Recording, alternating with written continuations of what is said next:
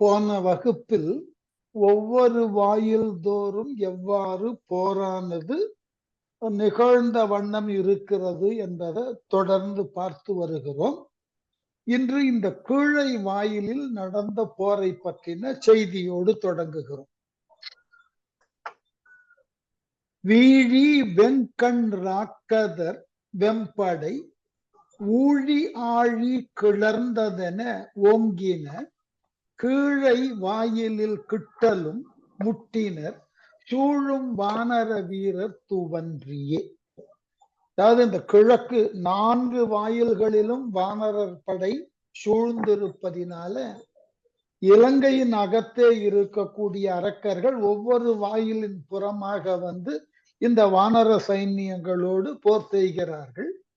அந்த அடிப்படையில வீழி வெண்கண் ராக்கதர் வெம்படை, வீழிக்கணி போன்று வீழிக்கணின்னு சொன்னாக்க திக்கச்செவேல்னு இருக்கக்கூடிய கோவைப்பழம், அது ஒரு விதமான கனின்னு சொல்லி விலகிவிட்டார்கள். வீழிக்கனி என்றால் இந்த கோவைக்கனி மட்டும் கொடியில படரும், நன்கு சிவந்ததன் பிறகு, அதாவது பழுத்ததன் பிறகு தானாகவே கீழே விழுந்து விடும்.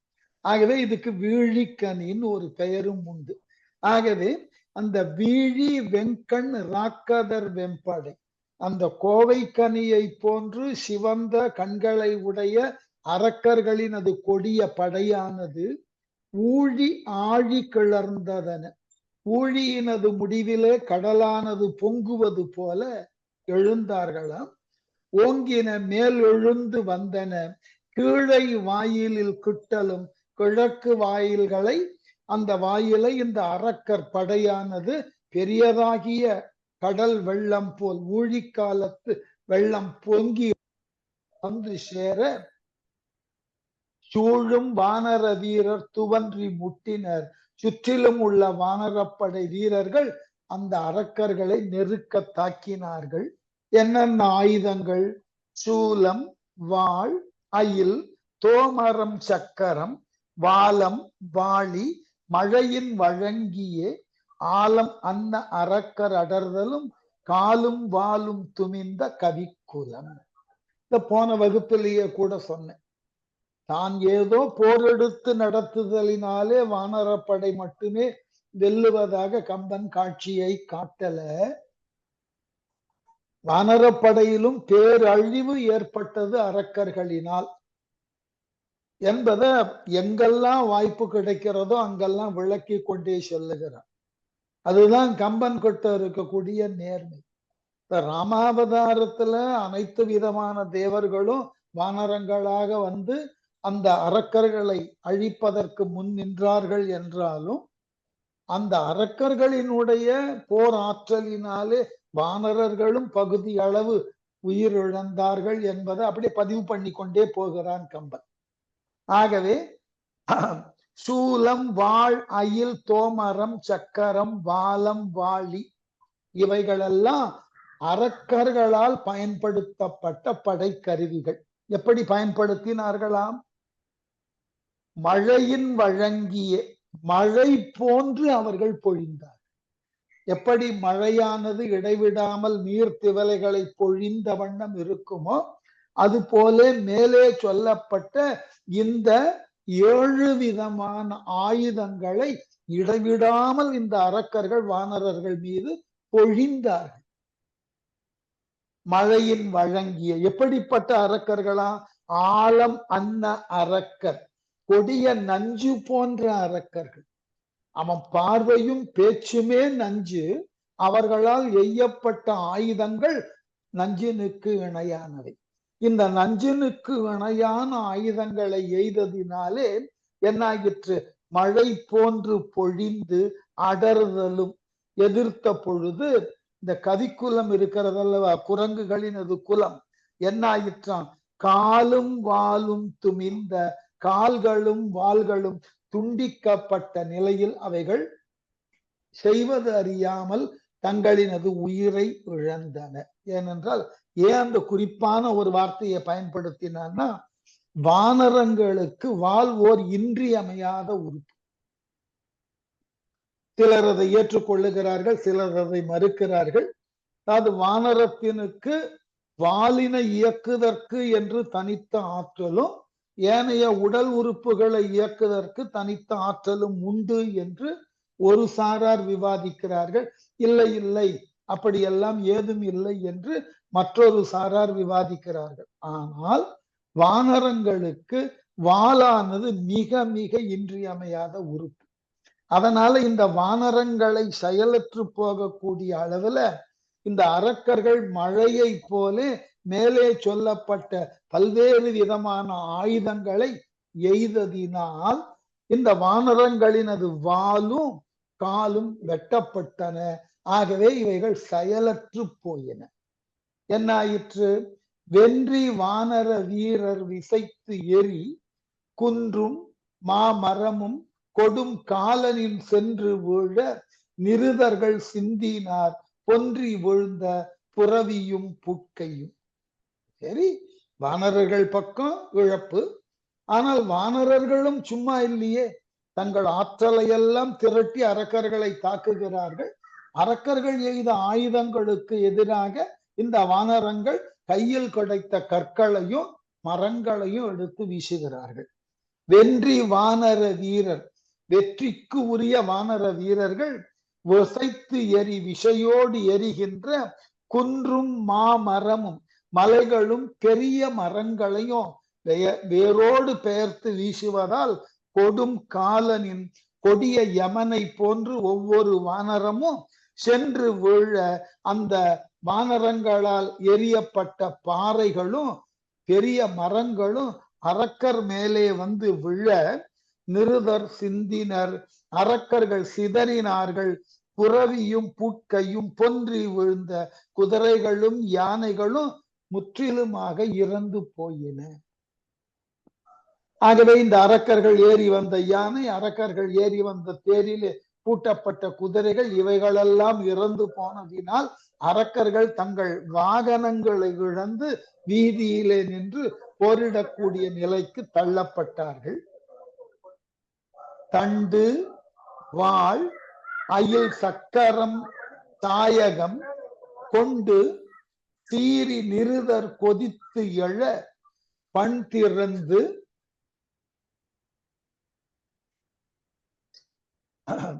மன்னிக்கணும் புன் திறந்து குருதி பொழிந்து உக மண்டி ஓடினர் வானர வீரரே.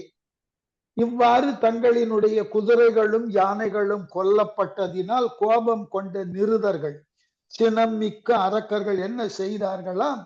தண்டு வாழ் அயில் சக்கரம் சாயகம் கொண்டு, கதை வாழ் வேல்படை சக்கரப்படை அம்பு இவைகளை கொண்டு, அந்த இடத்துல சாயகம்னாக்க அம்புன்னு அர்த்தம், சீறி கொதித்து எழ தங்கள் விலங்குகளான குதிரைகளையும் யானைகளையும் இந்த வானரங்கள் அழித்து விட்டனவே என்று வெகுண்டு மிகுதியான கோபம் கொண்டு வெம்பி எழுந்த பொழுது வானர வீரர்கள், அந்த வானர படையில் உள்ள வீரர்கள் புன் திறந்து குருதி பொழிந்து உக, பகைவர்களால் எய்யப்பட்ட ஆயுதங்களினாலே உடலெல்லாம் புண்களை பெற்று அந்த புண்களின் வாயிலாக இரத்தமானது சிந்த மண்டி ஓடினர், புறமுதுகிட்டு ஓட தலைப்பட்டார்கள் வானர வீரர்கள்.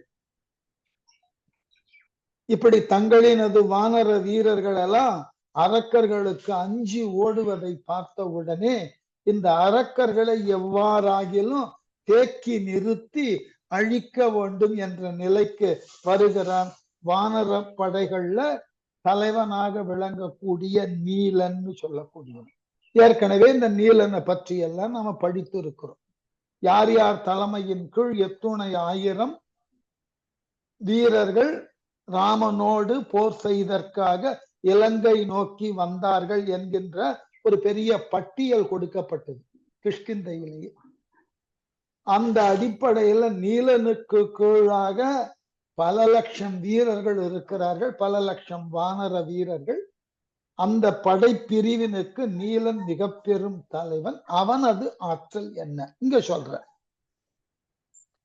எரியின் மைந்தன் இரு நிலம் கீழுற விரிய நின்ற மராமரம் வேரொடும் திரிய வாங்கி நிருதர் வெஞ்சேனை போய் நெறிய ஊழி நெருப்பு என வீசினான்.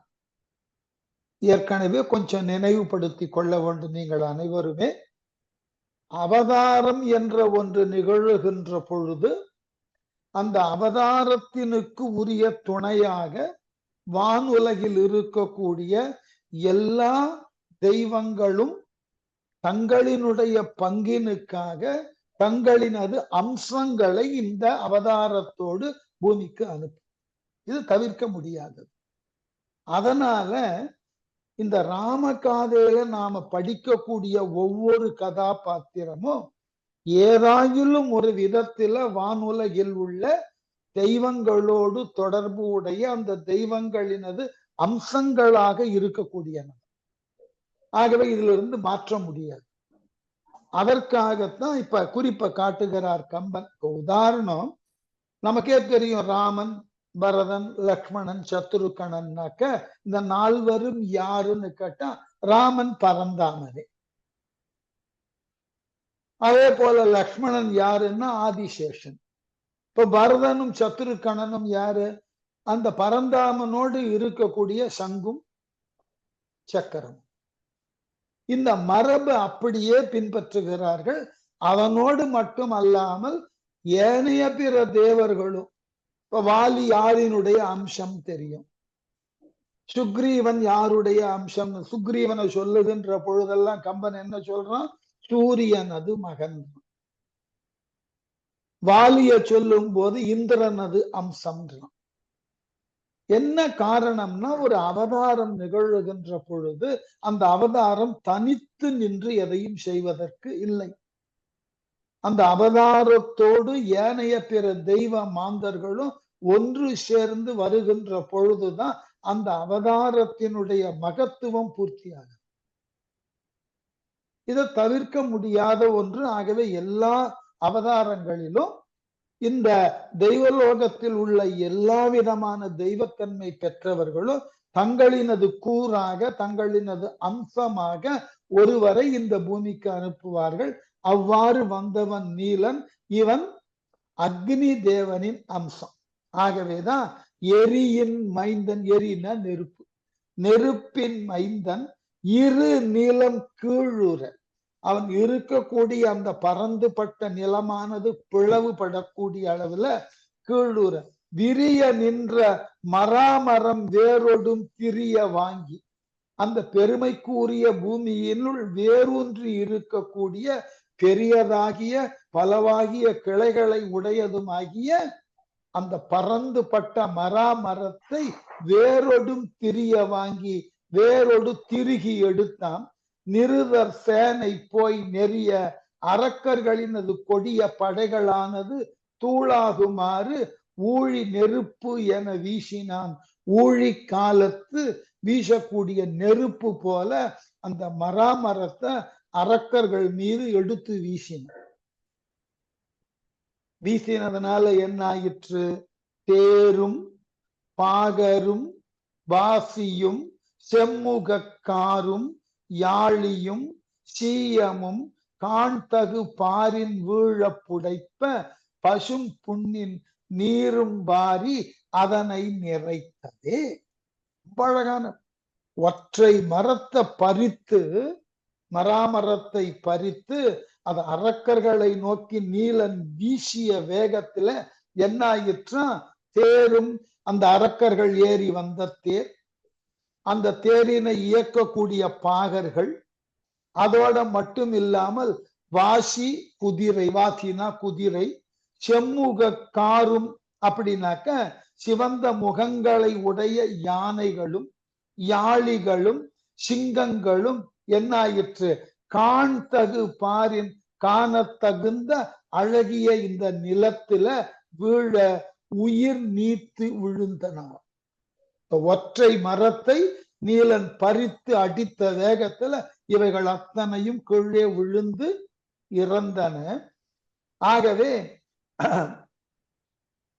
வீழ உயிர் நீத்து விழும்படி அடிக்க புடைப்ப அந்த மராமரம் தாக்க பசும் புண்ணீரும் பச்சை புண்ணிலிருந்து வரக்கூடிய குருதியும் வாரி அதனை நிகர்த்தது.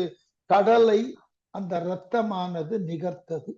ஒற்றை மரத்த நீலன் பறித்து அடித்ததனால இந்த அரக்கர்கள் சைன்யத்துல பல யானைகள், சிங்கங்கள், குதிரைகள், அந்த குதிரைகள் பூட்டப்பட்ட தேர், அதனை இயக்கக்கூடிய பாகர்கள், அந்த தேரின் மீது நின்று போர் செய்த அரக்கர்கள் அனைவரும் கொல்லப்பட்டதினால அந்த போர்க்களத்துல இரத்தமானது என்னாயிற்று? கடலை போலே பெருக்கெடுத்து பெரியதோர் ஆறாக ஓடி கடல்ல போய் நிறைந்ததாம். அந்த அளவினுக்கு நீலன் தன்னுடைய ஒற்றை மராமரத்தை பிடுங்கி அடிக்க இவ்வளவு பெரிய இழப்பை அரக்கர்கள் பக்கம் ஏற்படுத்தினான். அதற்கடுத்து அரக்கர் சேனை அடுகளம் பாழ்பட பெருக்கொண்டு ஓடிட வெம்படை காவலர் நெருக்க நேர்ந்து கும்பானும் நெடும் சரம் துறக்க வானரச்சேனை துணித்ததே. வானரங்கள் தங்களினுடைய ஆற்றலை நீலன் தலைமையில காட்ட முன் வருகின்றன. அடுகளம் பாழ்பட, போர்க்களமானது முற்றிலுமாக பாழ்படும்படியாக அரக்கர் சேனை வெறுக்கொண்டு ஓடிட, அரக்கர்கள் படை இந்த நீலனும் நீலனை சார்ந்த வானரர்களும் செய்யக்கூடிய போரினை கண்டு அஞ்சு ஓட, வெம்படை காவலர் கொடிய வானர படைத்தலைவர் நெருக்க, இந்த அரக்கர்கள் படையை நெருக்க கும்பானு நேர்ந்து, கும்பானு எனும் அரக்கர் சேனை தலைவன் அங்கு வந்து நெடும் சரம் துறக்க மிக்க தூரம் செல்லும் அம்புகளை ஏவ வானர சேனை துணிந்த குரங்கு படை துண்டுபட்டன. அப்ப அடுத்த இந்த நீலனுக்கு எதிராக கும்பானு என்று சொல்லக்கூடிய ஓர் அரக்கன் தங்கள் மேல் விழக்கூடிய வானரப்படையை தன்னுடைய ஆற்றலினால் தடுத்து நிறுத்தினான். கண்டு நின்ற கரடியின் காவலன் என் திசாமுகம் என்னும் இடும்பன் ஓர் சண்ட மாருதம் என்ன தடவரை கொண்டு சீறி அவன் எதிர்குப்புறா. கண்டு நின்ற கரடியின் காவலன், இவ்வாறு வானரப்படை துண்டுபடுவதை நோக்கி நின்ற கரடிகளுக்கு தலைவனான என் திசாமுகம் என்னும் 8 திக்கிலும் இருப்போரும் மதிக்கின்ற இடும்பன், வலியவனாகிய இடும்பன் தடவரை கொண்டு ஒரு பெரிய மலையை கையில் கொண்டு ஓர் சண்ட மாருதம் என பெரும் புயல், சண்ட மாருதம்னா புயல் காற்று, பெரும் புயல் காற்று போல அவன் எதிர்குப்புறா அக்கும்பானு எனும் அரக்கர் படைத்தலைவன் முன் சென்று கவிழ்ந்து குதித்து சீறி கோபித்து எரிதலும். அவன் எடுத்த மலையை தூக்கி கும்பானு பேர்ல யார் எரிகிறான்? மிகச் சிறந்த வீரனாக இருக்கக்கூடிய இடும்பன், கரடிகளுக்கெல்லாம் தலைவன். அவன் இந்த அரக்கர்கள் படைத்தலைவனாகிய கும்பானுவை எதிர்த்து வீசுகிறான். தொடுத்த வாளிகள் வீழும் முன் சூழ்ந்து எதிர் எடுத்த குன்றை இடும்பன் எரிதலும் ஒடித்த வில்லும் ரதமும் ஒல்லென படுத்த வாசியும் பதாகையும் பாழ்பட. தொடுத்த வாளிகள், கும்பானு என்கின்ற அரக்கன் அந்த படைத்தலைவன், அவனால் விடப்பட்ட அம்புகள் சூழ்ந்து சுற்றிலும் விழுவதற்கு முன்னாக, அதாவது வானர படைகளை கும்பானுவினால் எய்யப்பட்ட அம்புகள் வந்து தாக்குவதற்கு முன்னாக எதிரெடுத்த குன்றை நேரே உயர்த்தி பிடித்த மலையை இடும்பன் எரிதலும், கரடிகளினது தலைவனாகிய இடும்பன் அந்த கும்பானுவின் மீது வீசலும், அந்த கும்பானு ஏறி வந்த ரதமும் வில்லும் ஒடிக்க பெற என்னாயிற்று? வாசியும் பதாகையும் பாழ்பட, குதிரையும் கொடிகளும் அழிந்து போக ஒல் எனப்படுத்த விரைவாக வீழ்த்த பெற்று விட்டன. இந்த ஒற்றை செயல்ல இந்த கும்பானு என்கின்ற ராக்கதர்கள் படைத்தலைவன், அவனுடைய தேர், அவனுடைய தேரின் கண் பூட்டப்பட்ட குதிரை, அவனுடைய கொடி முதல் என யாவும் பாழ்படுத்தப்பட்டு விட்டன, அழிக்கப்பட்டு விட்டன. தேர் அழிந்து சிலையும் அழிந்து உக கார் இழிந்த உரும் என காய்ந்து எதிர் பார்க்கிழிந்து உக பாய்ந்தனன் வானவர் போர்க்கிழிந்து புறம் தர போர் செய்தான். எப்படியா? வானவர் போர்க்கிழிந்து புறம் தர, தேவர்களை போரிலே தோற்று புறமுதுகிட்டு ஓடுமாறு தேவர்களோடு போர் செய்து அவர்களை தோற்கடித்தவனாகிய கும்பானு போர் செய்தான். முன்பு போர் செய்தவனாகிய கும்பானு எனும் அரக்கன் தேர் அழிந்து தன்னுடைய தேரினை இழந்தான். சிலையும் அழிந்து உக, அந்த வானரர்களை நோக்கி அம்புகளை எய்தற்கு உரிய வில்லானது அறுக்கப்பட்டு விட்டது.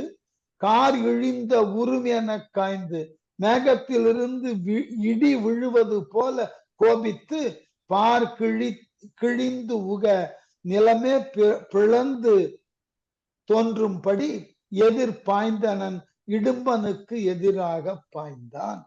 வானரர்கள் எல்லா விதமான போரிலும் வல்லவர்கள்.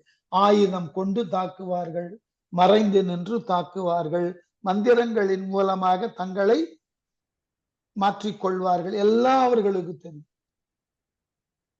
அப்ப இந்த பெரிய படையானது அழிக்கப்பட்டதினால் கும்பானுவினுக்கு கோபம் மிகுந்தது. அதனால இந்த வானரத்தின் மீது பாய்ந்தான். கரடிகளினது கூட்ட தலைவனாகிய இடும்பன் மீது பாய்ந்தான். பாய்ந்த உடனே என்ன செய்து புறம் தர போர் செய்தான்.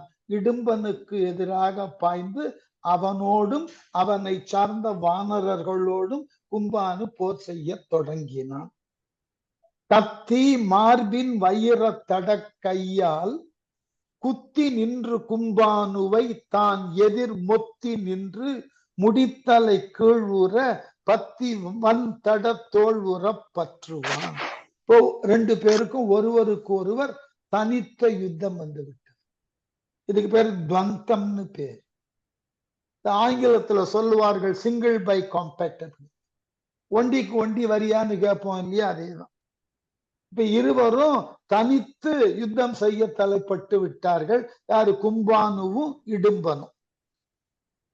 தத்தி அவ்வாறு பாய்ந்தவனாகிய கும்பானு மார்பின் வைர தடக்கையால், தன் மார்பிலே வைரம் போன்ற பெரிய கரங்களினால் குத்தி நின்ற கும்பானுவை, தாக்கி நின்ற கும்பானுவை தான் எதிர் மொத்தி நின்று தானும் எதிர்த்து அவனை குத்தி நின்று முடித்தலை கீழ்வுற, அவன் மகுடமணிந்த தலை கீழாகுமாறு பத்திவன் ஒழுங்குற அமைந்துள்ள அவன் வலிய தடந்தோள் உற பற்றுவான், பெரிய தோளை அழுந்தி பற்றுவான் ஆனான். யாரு?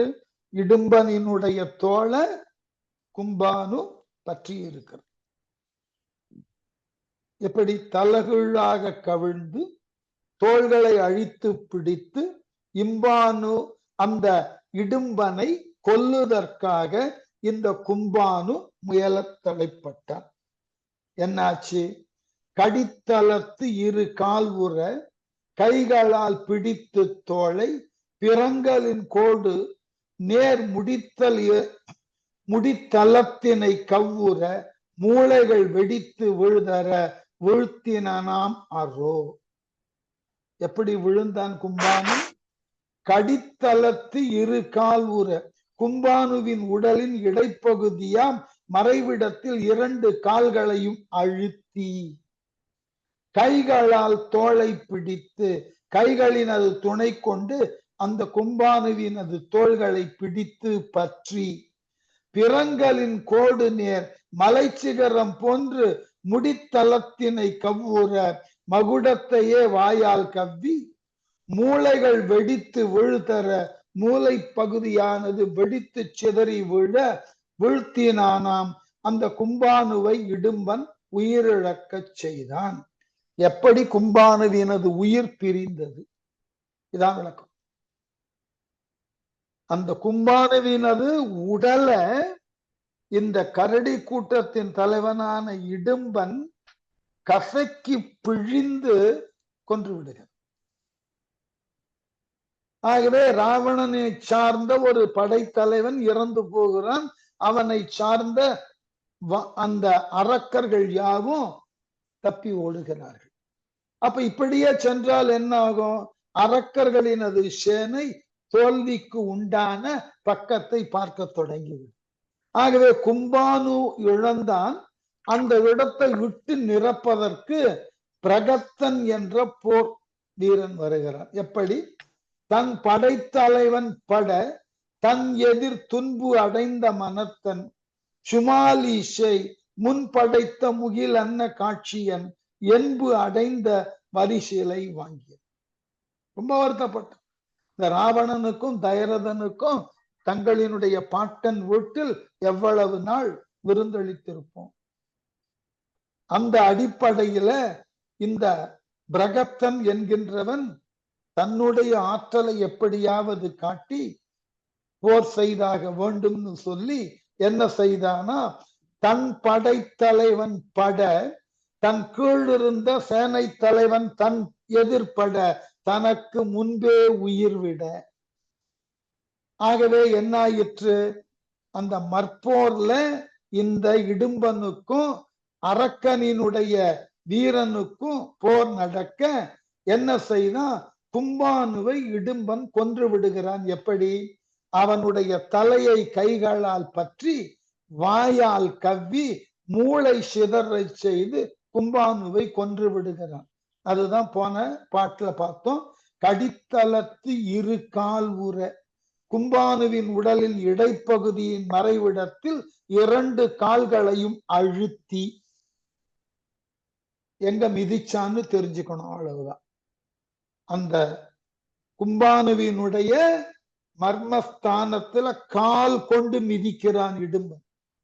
அதான் மறைவிடத்து 2 கால்களையும் அழுத்தி கைகளால் தோளை பிடித்து அந்த தன்னுடைய கைகளினால் இடும்பன் அந்த கும்பானுவினது தோள்களை பற்றி பிறங்களின் கோடு நேர் மலைச்சிகரம் போன்று முடித்தளத்தினை கவ்வுற அந்த கும்பானுவினுடைய சிகரம் போன்று உயர்ந்திருக்கக்கூடிய அவனது தலையை கவ்வினானா இடும்பன். கரடி கூட்டத்தின் தலைவன் அல்லவா? ஆகவே கவ்வி என்ன செய்தானா, கவ்வுற கவ்வி மூளைகள் வெடித்து விழுதர மூளை பகுதிகள் வெடித்து சிதறி வீழ வீழ்த்தினானாம். அந்த கும்பானுவை இடும்பன் வீழ்த்தினான். என்ன அழகான விஷயம்! உடல்ல இடைவிடாது ஓடிக்கொண்டிருக்கக்கூடிய இரத்த ஓட்டத்தை ஏதாயிலும் ஒரு விதத்துல தடை செய்யும். அப்படி தடை செய்தால் என்ன ஆகும்? 2 நிகழ்ச்சி. ஒன்று, மூளைக்கு போதிய அளவுல அந்த உயிரி என்று சொல்லக்கூடிய ஆக்சிஜன் பிராணவாயு போகலைன்னா மூளை என்ன செய்யும்? செயலற்று போயிடும்.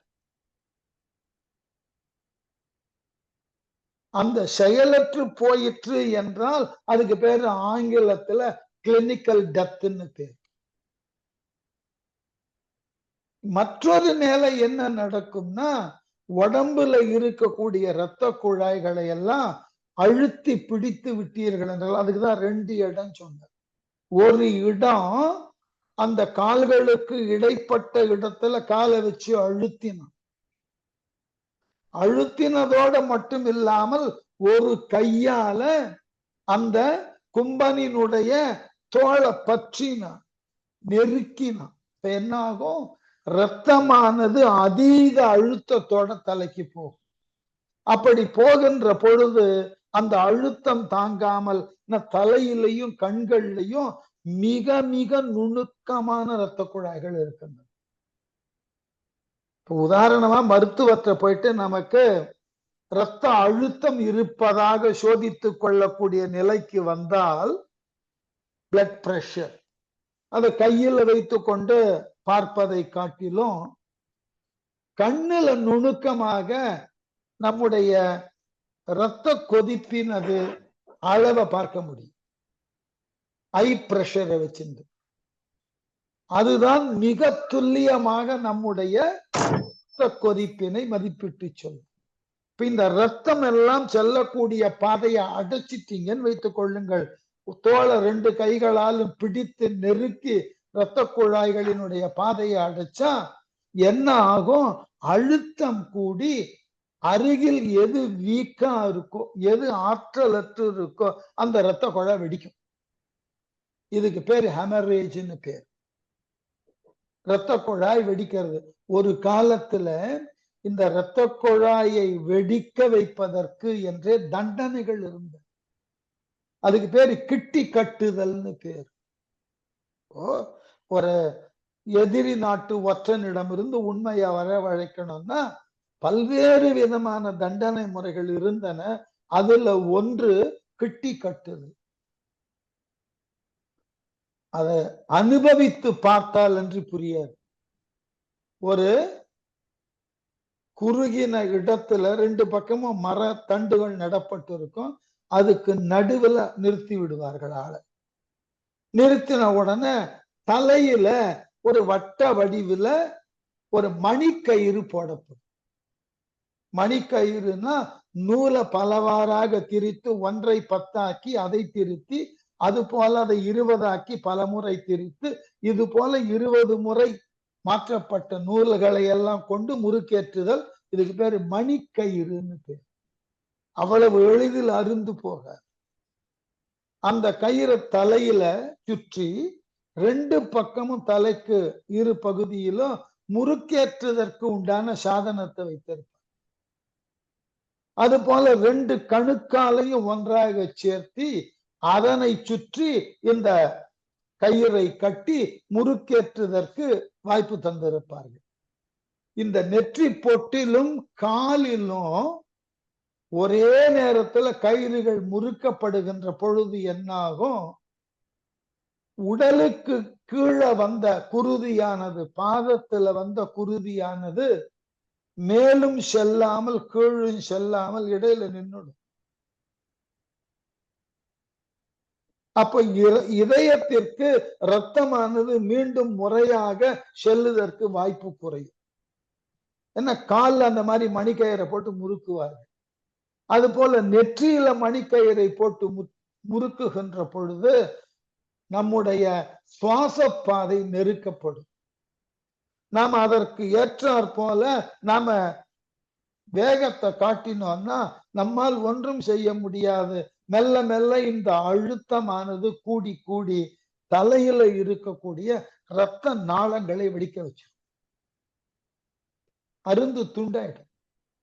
அவ்வாறு துண்டாகின்ற பொழுது உருவாகக்கூடிய ரத்தம் இருக்கிறது அல்லவா, அது காது வழியாக வருதலோ அல்லது ஏனைய மூக்கு வழியாகவோ வந்துடும். வராது அங்கேயே தங்கிவிட்டது என்றால் அங்கு அவை கட்டி தட்டி, ஆங்கிலத்துல சொல்லுவார்கள் அல்ல கிளாட்டிங், கட்டி தட்டி நின்றுடும். அப்ப மூளையினுடைய இயக்கங்கள் எல்லாம் குறைய தொடங்கும்.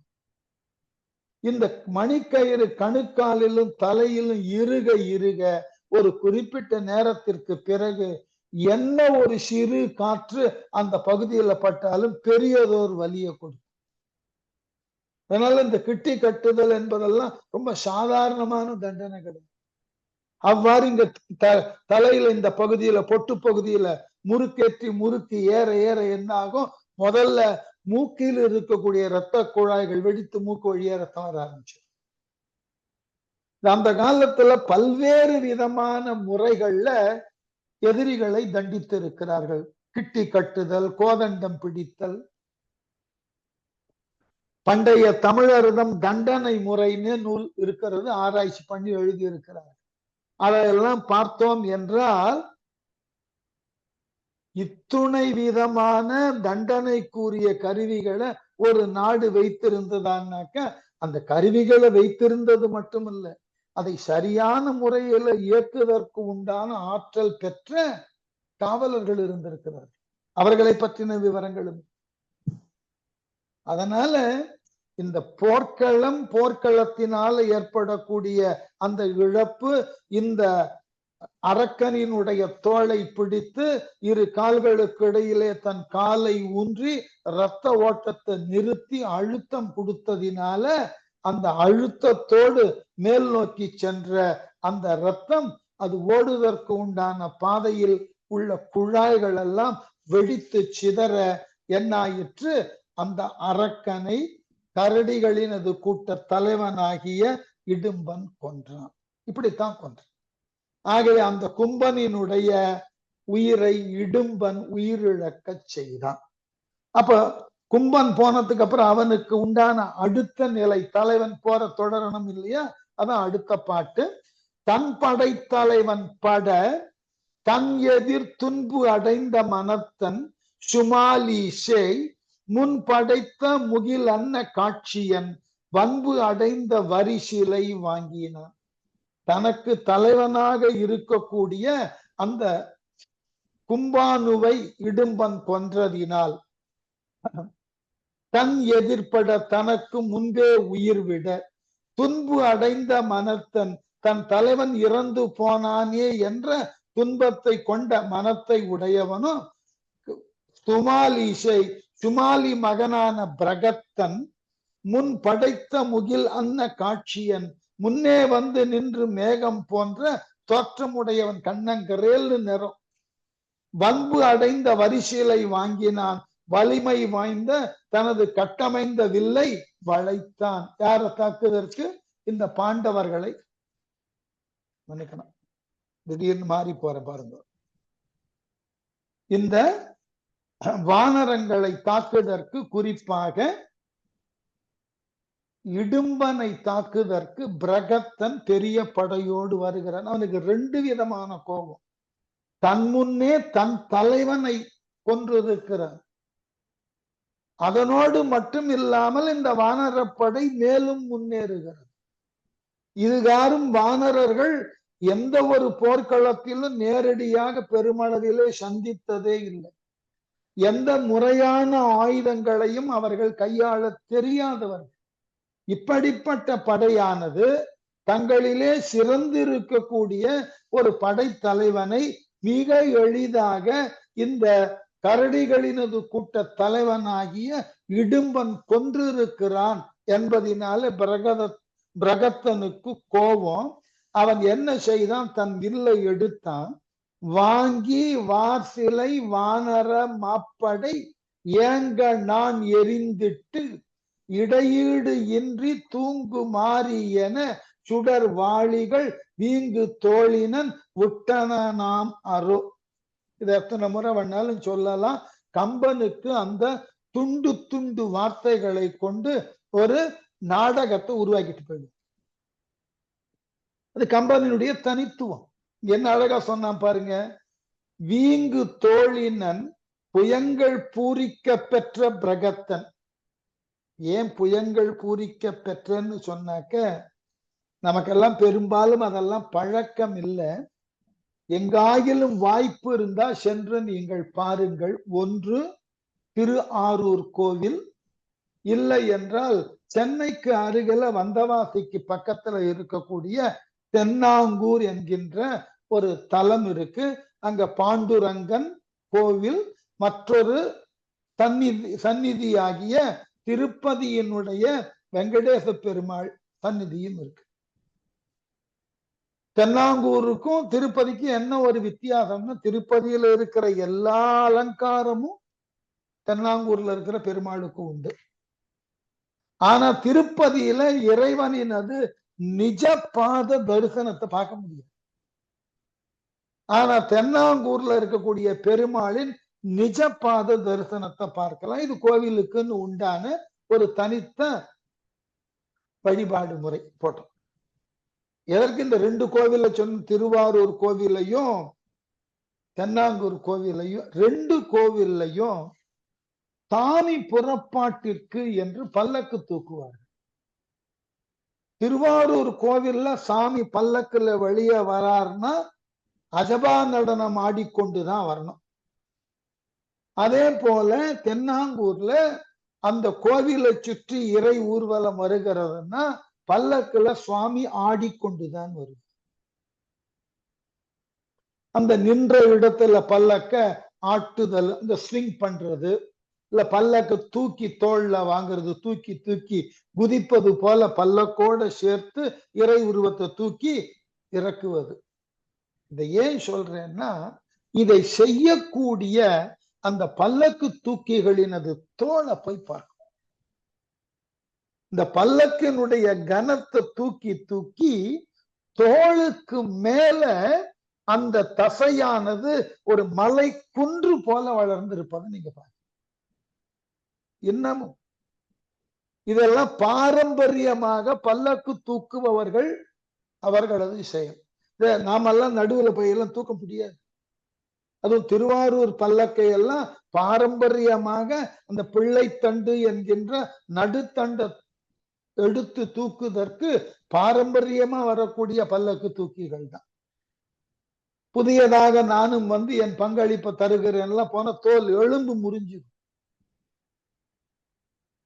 அதே போல இராணுவத்துல போய் பார்த்தீர்கள் என்றால் சில துப்பாக்கிகள் செயல்படுத்தப்படுகின்ற பொழுது அதிலிருந்து வெளியேறக்கூடிய அந்த குண்டு இருக்கு இல்லையா, அது வெளியேறுகின்ற பொழுது அந்த துப்பாக்கியை பின்னாக ஒரு உந்து உந்தும். அதுக்கு பேர் ரீகாயிலிங்னு பேர். அந்த மாதிரி மிக நீண்ட தோட்டாக்களை உடைய துப்பாக்கிகளை கையாளுபவர்கள் தோலை பார்த்தீங்கன்னா தனித்து உறுதியோடு இருக்கிறது தெரியும். இப்ப இந்த காலத்துல இவ்வளவு நவீன தொழில்நுட்பம் வந்ததன் பின்னும் பல்லக்கு தூக்கிகளினது தோளும் போர்க்களத்துல சில வகையான துப்பாக்கிகளை இயக்கக்கூடியவர்கள் தோளும் அப்படி திரண்டு உருண்டு இருக்கும்னா பழைய காலத்துல தோளையும் கரத்தையும் நம்பியே போர்க்களம்.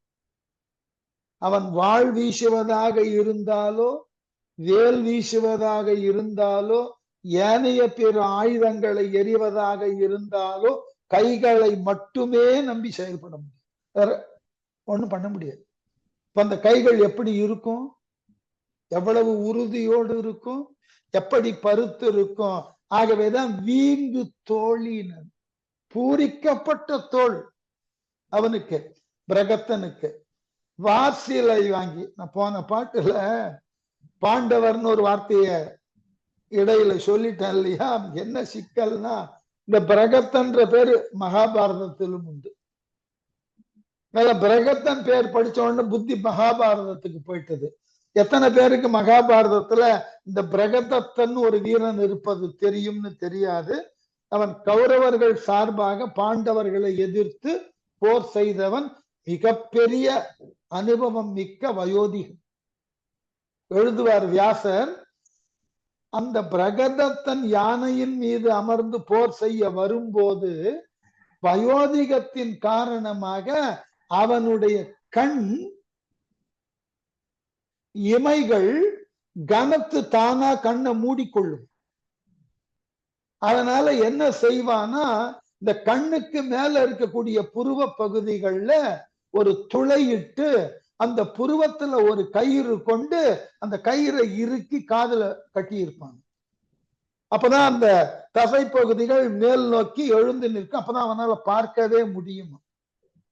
இப்படிப்பட்டவன் அர்ஜுனனை எதிர்க்க வரான் போர்க்களத்துல. அப்ப அழகாக கண்ணன் சொல்லுவான், நீ கவலைப்படாத அர்ஜுனா, அவனை நேரடியா தாக்குதற்கு பதிலாக முதல்ல கண்ணு தெரிய வேண்டும் என்பதற்காக அந்த மேல இருக்கிற புருவத்தை பட்டு நூல் கொண்டு இழுத்து கட்டி இருக்கிறான். அன்பு எய்தி அந்த 2 பட்டு நூலையும் அறுத்திருந்தது. அர்ஜுனன் அப்படி செய்ய பிரகதத்தனுக்கு கண்ணு தசை கொண்டு மூடிவிடும். இப்படி எல்லாம் நடக்குமான்னு கேட்டா நடக்கும். அந்த மேல் தசை பகுதி இன்றைக்கு சிலருக்கு நோய் காரணமாகவும் சிலருடைய இயல்பு அந்த கொழுத்த புருவத்தின் காரணமாகவும் முன்னோக்கி சரிந்து கண்ணை மூடும். எங்கள் உறவினருக்கு ஒருவருக்கு அப்படி இருந்தது. இதான் இதெல்லாம் எல்லாம் இலக்கியத்துலதான் பார்க்க, நடைமுறையிலே இருக்கு. அண்மை காலத்துலதான் அவரும் தவறி போனார். அவர் கண்கள் அப்படித்தான் இருந்தன. அப்படி அவர் படிக்கணும்னா கூட ஒரு கையால என்ன பண்ணுவார், அந்த கண்ணினுடைய புருவத்தை மேல் நோக்கி அந்த மேல் நோக்கி இழுப்பார். இழுத்ததான் அவர் கண்ணை திறக்க முடியும். இந்த மரபு இருந்தது. அதனால அந்த பிரகதத்துன்ற பேர் படிச்ச உடனே பாரதத்துக்குள்ள போயிட்டு அந்த போர்க்களம் ஞாபகத்துக்கு வந்துட்டது. அதனால ஏற்பட்ட குழப்பம். போன பாட்டுல எதிர்த்து நின்ற பாண்டவர்கள் ஆரம்பிச்ச பிரகதத்தன்ற பேர் பார்த்த உடனே புத்தி மகாபாரதத்திற்கு தானா போயிட்டது. அப்புறம் அந்த பிரகதத்தன் எய்த அம்பினை அர்ஜுனன் தடுப்பான். வேற வழி இல்லாம பிரகதத்தன் என்ன பண்ணுவான், தான் ஏறி வந்த யானையினுடைய அந்த அங்குசத்தை எடுத்து அதுல நாராயணி மந்திரத்தை சொல்லி எய்வான். அதை அப்படியே கண்ணன் தாங்கி கொண்டு அவன் கழுத்துல அது துளசி மாலையா விழும். இதெல்லாம் மகாபாரத யுத்தத்திலே காணப்படக்கூடிய அழகான காட்சிகள். இந்த பெயர்னால வந்த குழப்பம் மன்னிக்கணும். ஆகவே அந்த பிரகத்தன் என்ன செய்தான், வானர மாப்படை ஏங்க குரங்கினது பெரும்படை வருந்துமாறு நான் எரிந்திட்டு நாணை ஒலி எழுப்பி. இது போர்க்களத்துல அன்றாடம் பார்க்கக்கூடிய ஒரு சாதாரண நிகழ்ச்சி. ஏனென்றால் நினைவு பண்ணி கொள்ளுங்கள், தலை சிறந்த வீரர்கள் எத்துணை பேர் இருந்தார்களோ அத்துணை பெயர்களும் அத்துணை நபர்களும் தாங்கள் பயன்படுத்தின வில்லுக்கும் வாளுக்கும் கதைக்கும் தனித்தனி பெயர் உண்டு. ஞாபகம் வச்சுக்கணும். நம்ம பொதுவா வாழ்னு சொல்றோம், வேல்னு சொல்றோம். இல்ல, ஒவ்வொருவர் பயன்படுத்தின வாளுக்கும் கதைக்கும் வில்லுக்கும் தனித்தனி பெயர் உண்டு. அந்த பெயர் ஏன் சொல்லப்பட்டதுன்னா, அந்த பெயரை கொண்டுள்ள விற்கள், அதிலிருந்து எழுப்பப்படக்கூடிய நாணினது அதிர்வு வெவ்வேறு விதமான ஒலிகளை எழுப்பும். அந்த ஒலியை வைத்து கொண்டே இது காண்டீபம், அர்ஜுனனது வில், இது கோதண்டம், இது ராமனது வில் என்று பிரிச்சு பார்த்திட முடியும். அதே போல சிவபெருமான் பயன்படுத்தின வில்லுக்கு பேரு பினாகம்னு பேர். அந்த வில்லினுடைய நாண் அதிர்வு தனித்ததோர் தன்மையில் இருக்கும். இந்த அதிர்வை வைத்து கொண்டே சொல்லிவிடலாம், அந்த ஓசையை கொண்டே சொல்லிவிடலாம், இது இந்த வில்லில் இருந்து எழுப்பப்பட்ட ஒலி. அதனாலதான் அந்த வீரர்கள் அனைவரும் தாங்கள் கையில் கொண்டிருக்கக்கூடிய வில்லுக்கு அப்படிப்பட்டதோர் சிறப்பை கொண்டிருந்தார்கள். நம்ம இதுல கூட பார்த்தோம், ராமகாதையின் அது தொடக்கத்துல சிவதனுஷுவை ஒடித்தான், அதற்கு இணையான ஒரு நாராயண தனுசு என்னிடம் இருக்கிறது. பரசுராமர் சண்டைக்கு வர ஒவ்வொரு தனுசு, அதாவது ஒவ்வொரு வில்லுக்கும் வடிவமைப்புல வேறுபாடு உண்டு, அவைகளினுடைய செயல்பாட்டுல வேறுபாடு உண்டு, அவைகளின் மீது கட்டப்படக்கூடிய நாண்கள் வேறுபட்டு நிற்கும், அவைகள் எழுப்பப்படக்கூடிய ஒலிகள் வேறுபட்டு. ஆகவே அந்த ஒலியை கேட்டாலேயே தெரிந்துவிடும் இது யாருடைய வில் என்று. அந்த காலத்துல அந்த மரபு இருந்தது. அதனால என்ன செய்தான், நான் எரிந்திட்டு தனது வில்லில் இருந்து நாண சுண்டி அந்த ஒலியை எழுப்பினான். அந்த ஒலியை கேட்ட உடனே குரங்கினது பெரும் படைகள் எல்லாம் நடுங்கினவா. ஆகவே வருந்துமாறு நான் எரிந்திட்டு நானை கொண்டு ஒலி எழுப்பி தூங்கு மாறி என பொழிகின்ற மழை போல சுடர் வாளிகள் ஒளிமிக்க அம்புகளை இடையின்றி விட்டன நாம் இடைவிடாது எய்து கொண்டே வந்த. சொல்றோம் இல்லையா ஆங்கிலத்துல நான் ஸ்டாப், இதேதான் தொடர்ந்து. அந்த காலத்துல இதுக்கெல்லாம் மந்திரம் இருந்திருக்கு. ஒற்றை அம்பை பூட்டி அது 100ஆக 1000ஆக பெருகுதற்கு மந்திரங்கள் இருந்ததாக சொல்லுகிறார். ஆகவே அந்த மாதிரி ஒரே அம்புல பல 100 கணைகள் வருவது போல பல 100 கணைகளை மழையானது இடைவிடாது பொழிவது போல தொடர்ந்து இந்த வானரங்கள் மீது எய்து கொண்டே வந்தான் பிரகத்தன் என்கின்ற அரக்கன். என்ன ஆயிற்றுங்க பார்க்கலாம். 100ம் 1000ம் கனை நொய்தினின் வேறு வேறு படுதலின் வெம்பியே ஈரியில் வானர மாப்படை எங்கனும் பார நீலன் வெகுண்டு எதிர்பார்ப்புற. இந்த பிரகத்தன் தாக்குதலினால இந்த வானரப்படை மெல்ல மெல்ல அழிய தலைப்படுகிறது. இத பார்த்த உடனே நீலனுக்கு கடுமையான கோபம். நொய்தினின் விரைவோடு கனை 100ம் 1000ம் அம்புகள், நூற்றுக்கணக்கான ஆயிரக்கணக்கான அம்புகள் பிரகத்தன் எய்ய வேறு வேறு படுதலின் வெவ்வேறு வகையில் இந்த வானரங்கள் மீது இந்த அம்புகள் படுவதால் ஈரியில் வானரம் அப்படை எல்லையில்லாத குரங்கினது பெரும் படை வெம்பி மனம் கொதித்து எங்கனும் பார எல்லா பக்கங்களிலும் சிதறி ஓட நீலன் எதிர் பார்ப்புரா நீலன் எனும் வானர வீரன் எதிரே பார்த்து வெகுண்டு கோபம் கொள்ளுகிறான். என்ன செய்தான் அவன்? குன்றம் நின்றது எடுத்து எதிர் கூற்று என சென்று எரிந்து அவன் சேனை சிதைத்தலும் வென்றி வில்லின் விடுகனை மாறியால் 100 உதிர் உற்றது அக்குன்றமே. ஒரு மலையை அடியோட பெயர்த்தெடுத்தான் யாரு? நீலன். நின்ற குன்றம் எடுத்து அருகில் இருந்த ஒரு பெரிய மலையை கைகளிலே தூக்கி எதிர் கூற்று என சென்று எதிரே வருகின்ற யமனை போலே பிரகத்தனுக்கு போய் நின்னான் நீலன். எரிந்து அவன் சேனை சிதைத்தலும் தாக்கி அந்த பிரகத்தனுடைய படையை அழித்து வென்றி வில்லின் அவ அரக்கனது வெற்றி பொருந்திய வில்லினது விடுகனை மாறியால் விடப்பட்ட மழைக்கு இணையான அம்புகளை அக்குன்றம் அந்த மலையும் 100 உதிர்வு உற்றது 100 தூளாக பொடித்து விழுந்தது. நீலனும் பிரகத்தனை தாக்கினா நீலன் சுமந்து வந்த மலையையும் பிரகத்தன் தாக்கி அதனை பொடி பொடியாக ஆக்கினான். மீட்டும் அங்கு ஓர் மராமரம் வேறொடும் ஈட்டி வானத்து இடியன எற்றலும் கோட்டும் வில்லும் கொடியும் வயப்பறி பூட்டும் தேரும் பொடித்துகள் ஆயவே. தான் சுமந்து வந்த மலைய இவன் பொடித்ததினாலே கோபம் கொண்ட நீலன் என்ன செய்தான்? பக்கத்துல இன்னொரு மராமரத்தை வேரோட புடுங்கினான். மீட்டும் நீலன் மீண்டும் என்ன ஏற்கனவே ஒரு மரத்தை பிடுங்கி அடிச்சான், மற்றொரு மரத்தை எடுத்தான்.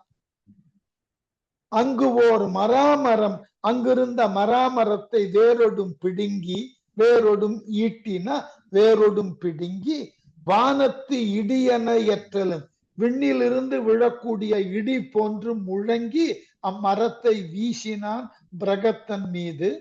கோட்டும் வில்லும் வளைந்த வில்லும் கொடியும் தேரின் மேல் பூட்டப்பட்ட கொடியும் வயப்பறி பூட்டும் தேரினை இழுத்து வருவதற்காக கட்டப்பட்ட குதிரைகளும் வலிய குதிரைகளும் தேரும் துகள் பொடியாய சிறு தூளாக நொறுக்கப்பட்டன. இந்த நீலன் எய்த அந்த மராமரத்தினால் ஏற்பட்ட அழிவு. அப்ப என்ன ஆயிற்று? பிரகத்தனுக்கு தேர் போயிற்று. என்ன பண்றதுன்னு தெரியல.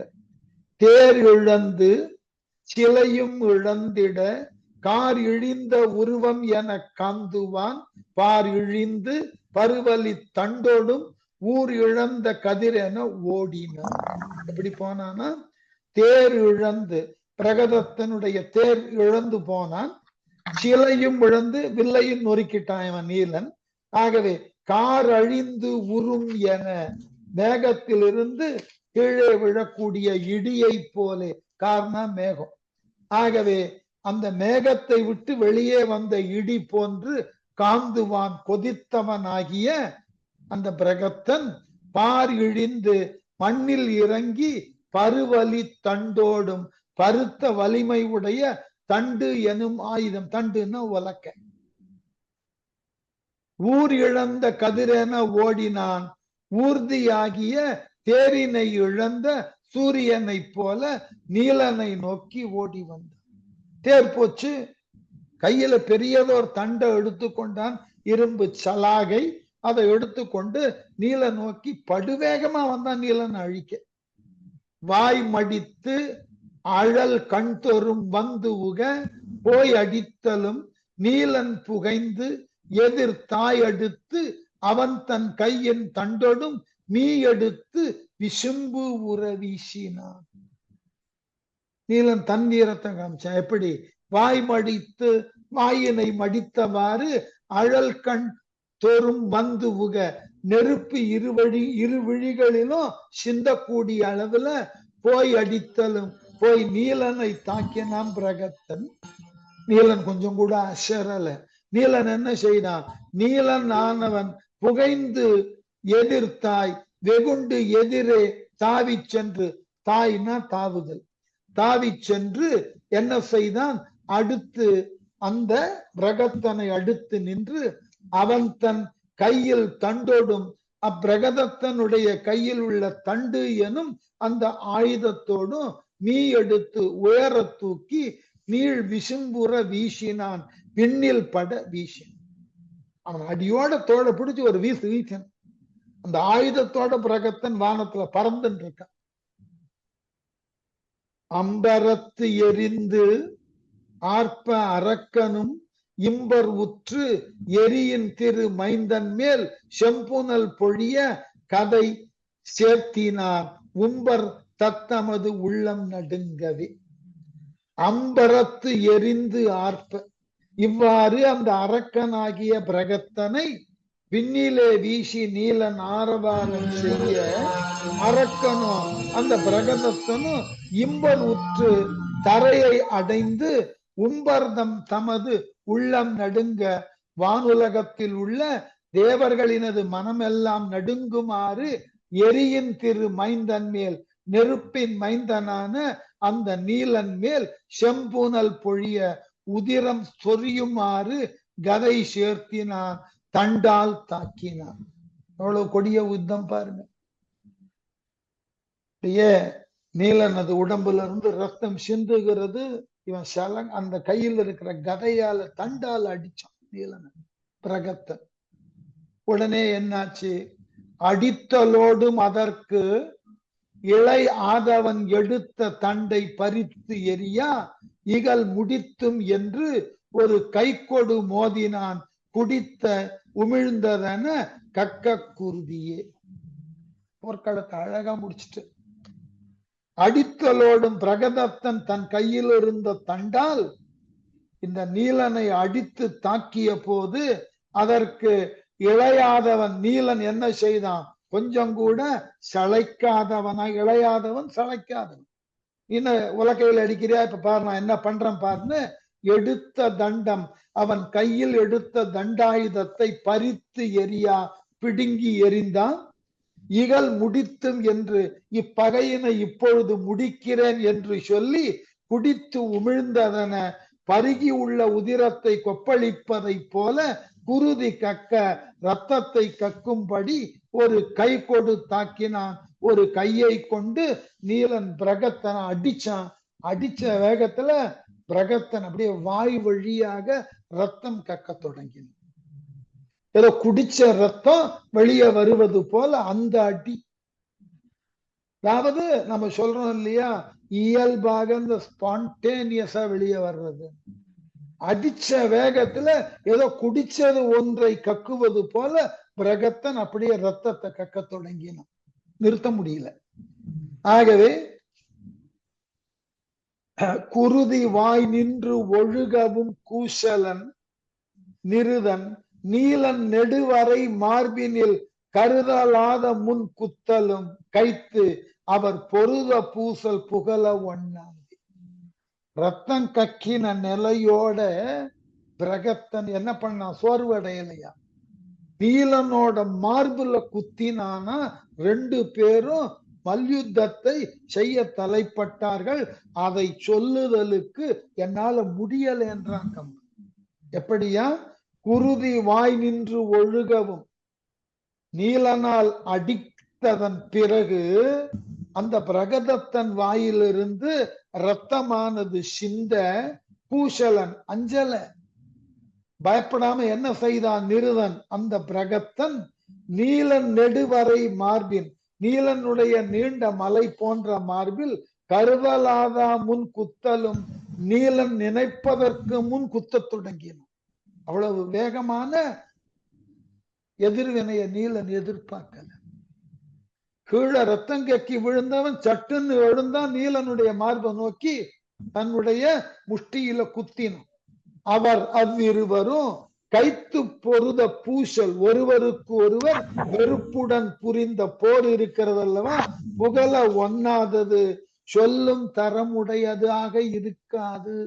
அவ்வளவு மோசமாக ஒருவரை ஒருவர் தாக்கினார். போர்ல வழக்கமா சொல்லுவோம், போர்க்களம் என்பது கூட ஒரு கலையும். எதிரிய கொல்லுதல் தான் போர்க்களத்து நிகழ்ச்சி, மறுக்கல. ஆனா எதிரியை கொல்லுகின்ற பொழுது கூட ஒரு அழகான கலை உணர்ச்சியோடு தான் போர்க்களத்தை அணுகும். அங்க போயிட்டு காணுதற்கு கரடு முரடாக மிகப்பெரிய அளவுல அருவருக்க தகுந்த நிலையில போர் செய்யக்கூடாது. ஒரு குறிப்பு சொன்னா தெரியும். மகாபாரதத்துல துரியோதனன் அழிதற்கு காரணம் அவனே வரவழைத்து கொண்டது.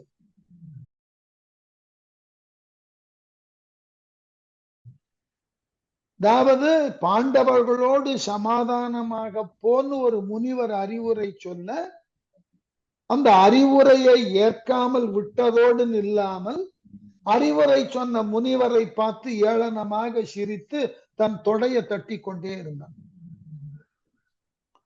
கோபம் வந்தது அந்த முனிவருக்கு. நீ கடைசி யுத்த அரங்கத்துல உன் துடை பிளந்து இறப்பாயின்னு சாபம் கொடுத்துட்டு போயிட்ட.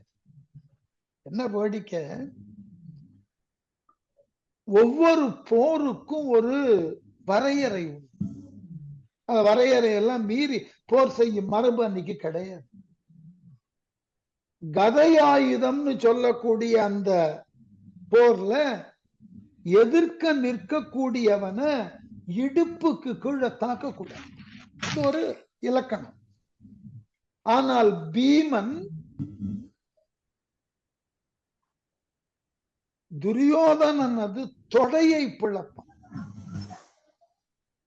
அதற்கு 2 விளக்கம் தருகிறார்கள். நீங்க பாஞ்சாலி சபதத்தை பாரதியார் எழுதின பாஞ்சாலி சபதத்தை படிச்சா கூட வேடிக்கையா இருக்கும். துச்சாதனனை சொல்லும் போது பாரதி என்ன சொல்ற, அந்த கடைப்பட்ட தோள்கள் 2ஐயும் பீத்து அங்கு கள்ளனும் ஊரும் ரத்தம் குடிப்பேன். ஏன்னா திரௌபதியினுடைய ஆடையை பற்றி இழுத்த கை அல்லவா உன் கை. அந்த கடைப்பட்ட கைகளை போர்க்களத்துல அக்கு வேறு ஆணி வேறாக பீத்து அங்கு இருக்கக்கூடிய தோன்றக்கூடிய ரத்தத்தை கள் குடிப்பது போல குடிப்பேன். அதே போல இந்த துரியோதனன் அது தொடையை பிளந்து உயிர் மாய்ப்பேன். ஆகவே இவர்கள் கொடுத்த சபதத்தினுக்கு ஏற்றார் போல கொன்றான். கொன்று பீமன் என்ன பண்ணான் தெரியுமா, துச்சாதனனை கொன்று அவன் உடம்பு மேல நின்று குதிக்க ஆரம்பிச்சான். இறந்த பிணத்தின் மீது நின்று ஆடினான். அப்புறம் மற்றவர்கள் எல்லாம் சொன்னார்கள், இது முறையற்றது. ஒரு வீரனை போர்க்களத்துல போரிட்டு கொன்றாய் என்றால் அந்த வீரனுக்கு உண்டான மரியாதையை கொடுக்கணும். அவனை இறந்ததன் பின்னும் அவமானப்படுத்துதல் கூடாதுன்னு அறிவுரை சொன்னதற்கு பிறகு பீமன் அந்த தப்ப தொடராமல் விட்டான். ஆகவே போர்க்களத்துல நோக்க எதிரியை அழிப்பதுதான். எதிரியை அழிப்பதில் கூட கொஞ்சம் நாகரீகம் வேண்டும் என்பது பண்டைய போர் சித்தாந்தம். அந்த நாகரீகத்தை மீறி எல்லாம் நீங்க செயல்படக்கூடாது என்பதை காட்டிலும் மரபு இல்லை, செயல்படும் மரபு இல்லை. அதனாலதான் இங்க கம்பன் எழுதினா, இந்த நீலனும் பிரகத்தனும் ஒருத்தனை ஒருத்தன் அடிச்சுக்கிறத பார்த்தா ஒருவரை ஒருவர் குத்தி தாக்கிக் கொள்ளுதலை பார்த்தால் என்னால் சொல்லும் தரத்தினுக்கு இல்லை என்கிறது. அந்த அடிப்படையான ஒரு வேகத்துல ஒருவருக்கு ஒருவர் தாக்கி கொண்டது இலக்கணங்களை எல்லாம் தாண்டின தாக்கம். ஆகவே அதை என்னால் வர்ணிக்க முடியல.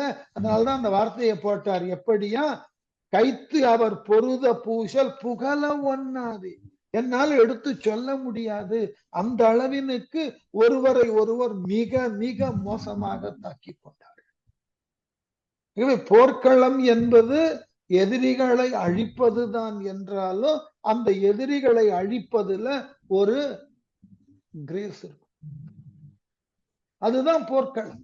அதனால்தான் போற கலை மிஷம் அவை ஒரு அழகான அழகியல் தன்மையோடு செய்யும். இதெல்லாம் நிறைய விஷயங்கள் இந்த இடத்துல சொல்லலாம். ஆச்சரியமான விஷயங்களா இருக்கும். அதெல்லாம் படிச்சு பார்த்தீங்கன்னா நிறைய செய்திகள் இருக்கு.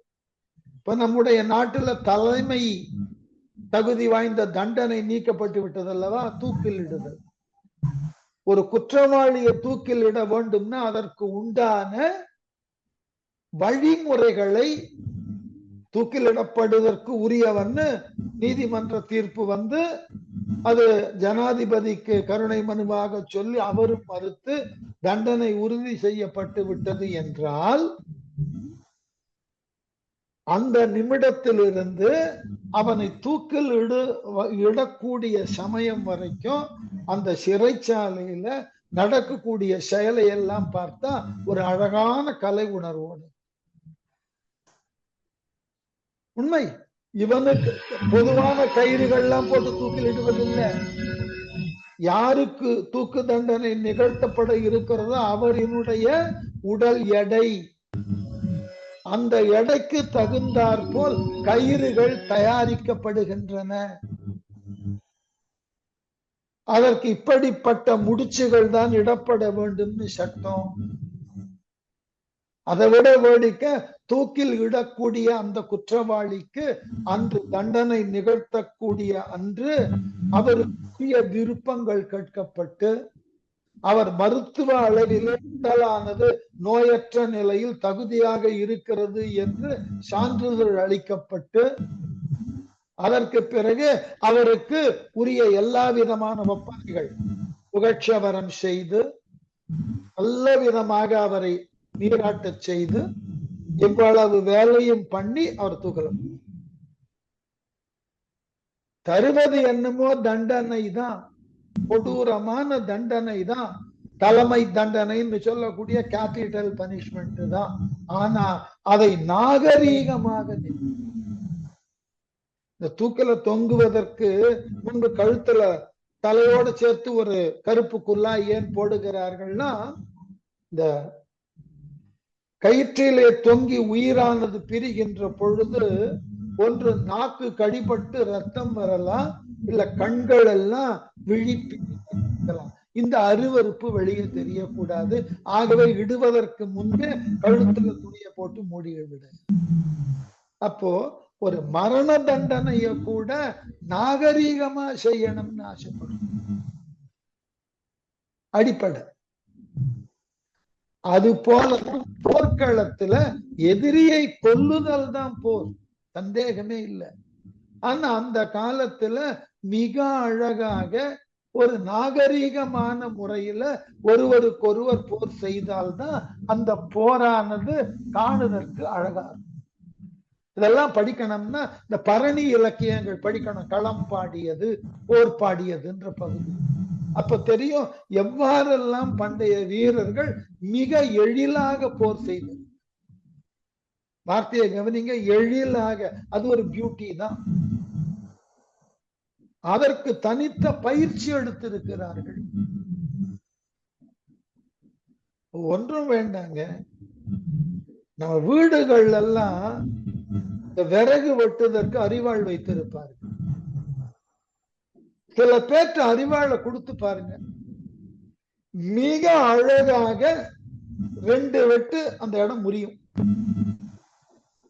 வலது கை ஓங்கி ஒரு வீச்சு, இடது பக்கம் ஓங்கி ஒரு வீச்சு, பி ஷேப்ல அந்த மரமானது வெட்டப்படும், சட்டென்று 2 ஆயிடும். சில பேர்த்து அருவாளை கொடுத்து பாருங்க, கொத்திக்கிட்டே இருப்பான், முறையா வெட்ட தெரியாது. அதனை வீசுதல் கூட ஒரு கலை. ஞாபகம் வச்சு, இந்த கத்தியை வீசுதலோ அருவாளை கொண்டு ஒன்றை ஒட்டுதலோ அது ஒரு முறையான வழியில கற்றுக்கொள்ளப்பட்ட கலையா இருக்கும். அந்த வெட்டுதல் என்பது மிக நாகரீகமாக பிரயோகிக்கப்படணும். வேதம் இல்லாமல் மரத்தை துண்டு போடணும். இதெல்லாம் அந்த காலத்துல கலையாகவே கற்று தந்திருக்கிறார். அதனால கம்பன் எழுதுறான், இல்ல அவர்கள் 2 பேரும் செய்து கொண்ட மல்யுத்தத்தை சொல்ல முடியல, அந்த அளவினுக்கு ஒருவரை ஒருவர் மிக மிக மோசமாக தாக்கி கொண்டார்கள். என்னாச்சு? போரின் இறுதியில மற்ற நீலன் அரக்கனை மாடுறச் சுற்றி வால் கொடு தோளினும் மார்பினும் நெற்றி மேலும் நெடும் கரத்து எற்றலும் இற்று மால்வரை என்ன விழுந்தனன். இதெல்லாம் போர்க்களத்துல ஒவ்வாத செயல். பாருங்க, மற்ற மேலும் என்ன செய்தான் நீலன்? அரக்கனை பிரகத்தனை வால் கொடு மாடு ஊற சுற்றி, வாளினால் பக்கமெல்லாம் அழுத்தி சுற்றி. அவங்களுக்கு வால் நீளம் இல்லையா, விலங்குகள், அந்த வாளை கொண்டு அவனை சுற்றி தோளினும் மார்பினும் நெற்றி மேலும், தோள்களிலும் மார்பிலும் நெற்றியிலும் நெடுங்கரத்து எற்றலும் நீண்ட கைகளால் குத்திய பொழுது இற்ற மால்வரை என்ன விழுந்தனன், அடியோடு பெயர்ந்து பெரிய மலை வீழுவது போல பிரகதத்தன் மண்ணிலே விழுந்தான். விழுந்த போதே இறந்துட்டான். இறந்து விழுந்தனனே பிரகத்தன் என்று அறிந்து வானவர் ஆவலம் கொட்டினார். வெறிந்த செம்மையிர் வெள்ளியிற்று ஆடவர் முறிந்து தம் தம் முதுகு நகர் நோக்கினார். அழகு. புறமுதுகு இட்டு அரக்கர்கள் ஓடினார். எப்படி எழுதினார் பாருங்க, பிரகத்தன் இறந்து விழுந்தனன் என்று பிரகத்தனும் மடிந்து போனான் என்பதை அறிந்து வானவர் வியப்போடு இந்த போர்க்களத்தை வானவழியில் நின்று பார்த்து கொண்டிருக்கக்கூடிய தேவர்கள் ஆவலம் கொட்டினார், மகிழ்ச்சியால் ஆரவாரம் செய்தார்கள். வெறித்த செம்மையில் வெள்ளியிற்று ஆடவர் செறித்து சிவந்த நீண்ட முடியையும் வெள்ளிய பற்களையும் உடைய அரக்கர்கள் என்ன செய்தார்கள்? தங்கள் தலைவன் இறந்து போனான் என்ற அச்சத்தில முறிந்து மனம் உடைந்து தத்தம் முதுநகர் நோக்கினர். தங்களுடைய தொன்மை வாய்ந்த நகர பகுதிகளை நோக்கி சென்றனர். புறமுதுகு இட்டு ஓடினார்கள். இனி அஞ்சி ஓட தலைப்பட்டார்கள் அரக்கர்கள். தங்களுடைய 2 தலைவர்களை இழந்தார்கள். கும்பணனை இழந்தார்கள், பிரகத்தனை இழந்தார்கள். இது கிழக்கு வாயில் போர் முடிஞ்சது. அடுத்தது தெற்கு வாயில் போர். ஒவ்வொரு வாயிலையும் ஒவ்வொரு தலைமை சார்ந்த அரக்கர்கள் நின்று போர் புரிகிறார்கள். அவர்களுக்கு இணையான வானர வீரர்கள்ல தலைவர்களும் இருக்கிறார்கள். இந்த பகுதியில நீலன் 2 தலைவர்களை கொன்றாயிற்று. அடுத்து தெற்கு வாயில். எப்படி? தெற்கு வாயிலில் சென்ற நிசாரர் மல்குலாவு வயப்புயத்து அங்கதன் நிற்கவே எதிர் நின்றிலர் ஓடினார் பொன்குலாவு சுபாரீசன் போன்றவே. இங்க மேற்கு வாயில கோட்டை கதவை திறந்த உடனே அங்க யார பார்த்தார்கள்னா வாலி மகனான அங்கதனை பார்த்தார்கள். ஒருத்தனும் நிக்கல். அங்கதனை பார்த்தவன ஓட ஆரம்பிச்சு. ராவணன் கிட்டே தூது வந்தவன், ராவணனையே அச்சுறுத்தி விட்டு சென்றவன். அப்படிப்பட்டவன் இப்ப நம்ம எதிர்த்து வாயில நிற்கிறான்னா நம்ம என்ன பண்ண மாட்டான்? எப்படியா? தெற்கு வாயிலில் சென்ற நிசாசரர், தெற்கு கோட்டை வாயிலின் போருக்கு சென்ற அரக்கர்கள், மல்குலாவும் வயப்புயத்து அங்கதன், வலிமை விளையாடும் ஆற்றல் மிக்க தோள்களை உடைய அங்கதன் நிற்கவே போரிட்டு நிற்கையில் பொன்குலாவு சுபாரீசன், அழகு விளங்கும் சுபாரீசன் என்ற அணித்தலைவன் போன்ற இறந்து விழுந்தவுடன் எதிர் நின்றிலர் ஓடினர் எதிரே நிற்க இயலாது ஓட தலைப்பட்டார்கள் அரக்கர்கள்.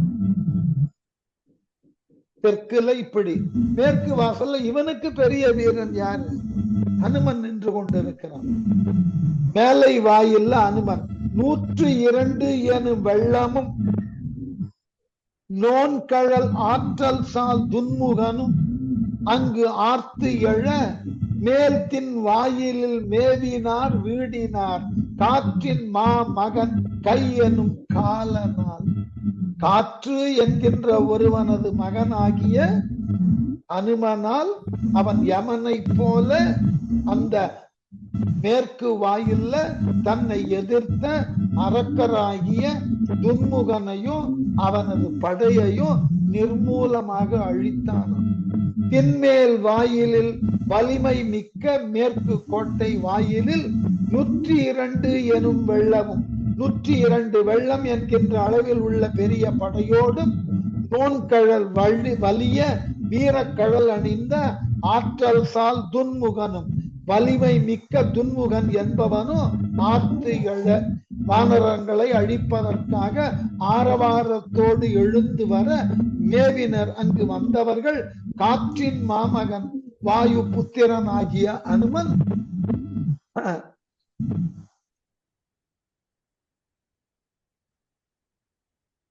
கையெனும் காலனால் கரம் என்று சொல்லக்கூடிய யமனை போன்ற கரம் வீடினார் இறந்து பட்டனர். இப்ப முற்றிலும் ஒற்றை பாட்டுல முடிச்சிட்டார். நாள் திசை போர் பற்றி என்னெல்லாம் நடந்ததுன்னு தூதுவர்கள் போய் ராவணன் என்று சொல்றார். ஒரு பகுதியிலேயாவது நாம ஜெயிக்கணும், ஒரு பகுதியிலையும் ஜெயிக்கல. எப்படி? அன்ன காலை ஐந்திரவாய் முதல் துண்ணு போர்க்கண்ட தூதுவர் ஓடினார் மன்ன கேள் என வந்து வணங்கினார் சென்னி தாழ்க்க செவியிடை செப்பினார். ரொம்ப அழகான இடம். செவியிடை செப்பினார். பழைய காலத்துல புறநானூறு மாதிரி இருக்கக்கூடிய இலக்கியத்துல பார்த்தீங்கன்னா மன்னனை வாழ்த்தக்கூடிய பாட்டுன்னு தனிப்பட்ட தலைப்புல சொல்லி இருப்பார்கள். ஒன்றுக்கு இயன்மொழி வாழ்த்துன்னு பேரு, இரண்டாவதற்கு வாயுரை வாழ்த்துன்னு பேரு, மூன்றாவது புறநிலை வாழ்த்துன்னு பேரு, நாலாவது செவி அறிவுரின்னு பேரு. ஏன்னா நல்ல விஷயங்களை வெளிப்படையா சொல்லணும், கெட்ட விஷயங்களை காது கிட்ட போய் சொல்லணும். அதான் மரியாதை. சபையில எல்லாரையும் கெட்ட விஷயங்கள் சொல்லிடக்கூடாது. என்ன செய்தார்களா இந்த அரக்கர்கள்?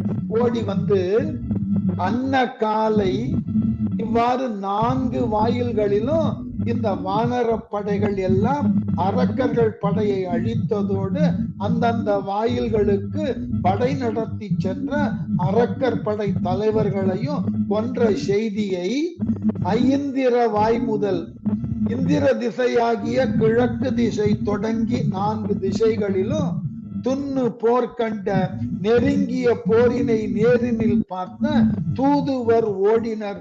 தூதுவர்கள் விரைந்து ஓடி சென்று வந்து ராமன் முன்பு வந்து வணங்கினர். பணிந்தவராய் சென்னி தாழ்க்க ராவணன் தலை வளைத்து கேட்க மன்ன கேள் என எங்கள் மன்னவனே கேட்பாயாக என்று தெவி இடை செப்பினர். ராவணன் காதுகளிலே சொன்னார். அதுக்குதான் ஏன்னா தோற்றதை துக்கத்தை தவறான செய்திய சபையில வெளிப்படையா பேசக்கூடாது. செவி இடை செப்பினர். உடனே வடக்கு வாய்தலில் வஜ்ரமுட்டியும் குடக்கு வாயிலில் துன்முக குன்றமும் அடக்க அரும் வலத்து 50 வெள்ளமும் படை சிதைந்தது நம் படை என்றனர். வடக்கு வாய்தலில் வச்சிரமுட்டியும், வடக்கு வாயிலே வஜ்ரமுட்டி என்னும் படை தலைவனும், குடக்கு வாயிலில் துன்முக குன்றமும், மேற்கு வாயில்ல துன்முகன் என்ற மலை போன்ற அரக்கனும், அடக்க அரும் வலத்து பிறரால் வெல்ல முடியாத வலிமை உடைய 50 வெள்ளமும் 50 வெள்ளம் என்கின்ற அளவில் உள்ள படைகளும் பட அழியும்படி நம் படை சிதைந்தது, நமது சேனை கெட்டு அழிந்தது என்றனர் என்று சொன்னார்கள். என்று அந்த 2 வாயில மாத்திரம் சொன்னா, மத்த 2 வாயில யார் அழிந்தார்கள் சொல்லி, வென்றி வேட்கை நிறுதல் வெகுண்டு என திசை பெரு வாயிலில் சேர்த்தொழி ஒன்றினான் அச்சுமாரி இல்லம் போயினார் என்று போன இடம் அறியும். அடுத்த வாயில் என்ன நம்ம கேட்க சொன்னார்களே இல்லையா, வென்றி வேட்கை நிறுதல் வெற்றி பொருந்திய அரக்கர்கள் வெகுண்டி எழ சினந்தி எழ வெந்திசை பெரு வாயிலில் சேர்த்தொழி தெற்கு கோட்டை வாயிலே கடுமையானோர் கோபத்தோடு சென்ற அச்சுமாரீசன் சுமாரீசனும் மடிந்து போனான். போயினர் அவனோடு போர் செய்ய போன இன்று போன இடம் என்று சென்ற இடம் எதுவென்று அறியோம் என்றார். அறிய ஒத்தனம் கேளல் சுமாரீசனோட போனவன் ஒத்தனம் விடலாம் போனார்கள் தெரியும். கிழக்கு வாயில் கீழை வாயில் அதை கூழி நாளினும் வெற்றி கொண்டு உற்ற ஆழி என்ன அநீக தலைமகன் கீழை வாயில் நாளினும் வெற்றி கொண்டுற்ற யுக முடிவு காலத்திலும் வெற்றியை ஈட்டி தரத்தக்க ஆற்றல் வாய்ந்த நின் ஆழி என்ன அணிக தலைமகன், உன்னுடைய ஆணை சக்கரம் போன்ற சேனை தலைவனான கிளர் நிருதப்படை எழுச்சி கொண்ட அரக்கர் படையுடன் சென்று பொருது பிரகத்தன் எழுந்தது சொல்ற பூழியான் புழுதியாய் தூளானான் உயிர் விண் புக்கது என்றான். ஆகவே பிரகத்தனும் உயிர் விட்டான்.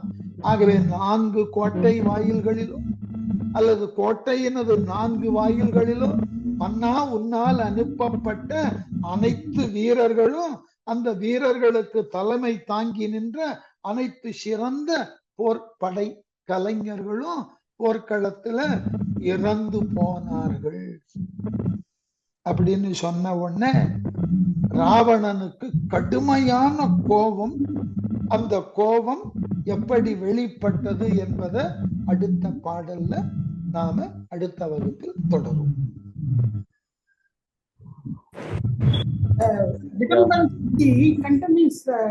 வரவே இல்லையே என்னமா பிரகத்தன் வந்து இடும்பனை எதிர்க்கிறதுக்கு தானே வரான்.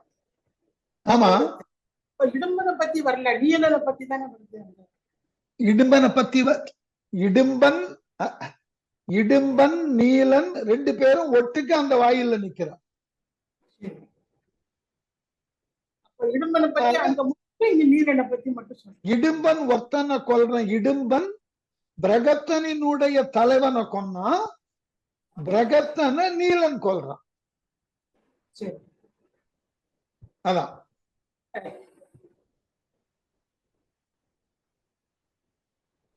Thank you, sir. Thank you.